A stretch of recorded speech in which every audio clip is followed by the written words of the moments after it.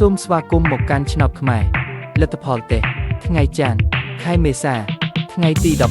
13 Chief Channel ចូលចិត្តនិងចែករំលែកវីដេអូសូមអរគុណសម្រាប់ការទស្សនាចំណាំនេះជាវីដេអូសាកល្បងឆ្នោតមិនមែនជាលទ្ធផលផ្លូវការទេសូមទស្សនាជាឯកសារយោងនិងកំសាន្ត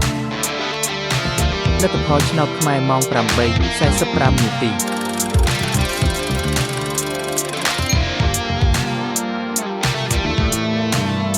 លទ្ធផលឆ្នោតខ្មែរម៉ោង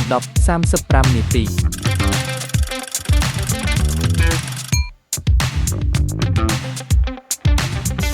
លទ្ធផលឆ្នោតខ្មែរម៉ោង 1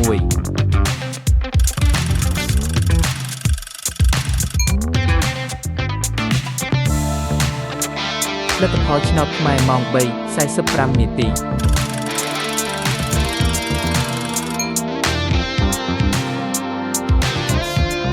លទ្ធផលឆ្នោតខ្មែរម៉ោង 6